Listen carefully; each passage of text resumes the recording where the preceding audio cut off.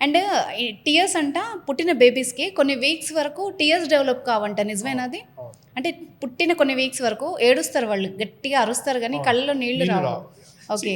పుట్టిన పిల్లలు వెంటనే ఏడుస్తారు, హ్మ్. ఎందుకంటే అప్పుడే లంగ్స్ ఇన్ఫ్లేట్ అవుతాయి. ఓకే. సో బాడీలో ప్రతిదీ అక్కడి నుంచే స్టార్ట్ అవుతుందండి డెవలప్మెంట్ ప్రాసెస్. అది హ్మ్. పుట్టిన వెంటనే మనకి చూపు కూడా ఉండదు హ్మ్. పిల్లలకి, అందుకే మీరు ఎక్కడంటే అక్కడ చూస్తుంటారు. ఆ! ఆ! అవును.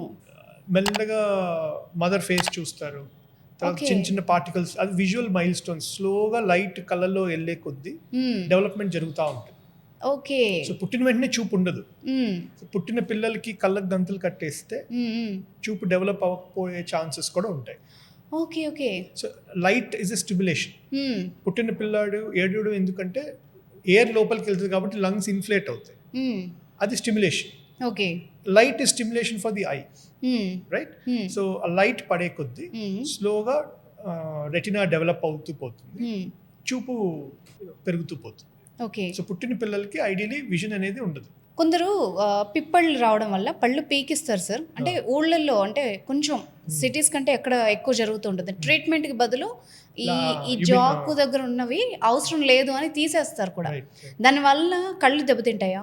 No, no. See, basically, that is a wrong myth అండి. ఓకే. కళ్ళు ఏం దెబ్బతినవు, Okay. సిన్స్ ది కనెక్షన్ ఉంటుంది కదా, హ్మ్. మేబీ ఇన్ఫెక్షన్ స్ప్రెడ్ కావచ్చు, కానీ it's not directly related okay. To the vision problems. హ్మ్. సర్జరీస్ తర్వాత ఎండోజినస్ పళ్ళలో ఇన్ఫెక్షన్ ఉందనుకోండి, హ్మ్. అది ఎండోజినస్ రూట్ నుంచి బ్లడ్ నుంచి కళ్ళకి కూడా రావచ్చు. ఆ! Post operative endogenous end of లాంటివి అట్లాంటివి రావచ్చు, కానీ హ్మ్. సర్జరీ లేదు, అట్లా ఇమ్యూనో కాంప్రమైజ్ లేదు హెల్దీ ఇండివిజువల్స్లో, పళ్ళ వల్ల డైరెక్ట్గా కన్నుకి కనెక్షన్ ఏమి ఉండదు.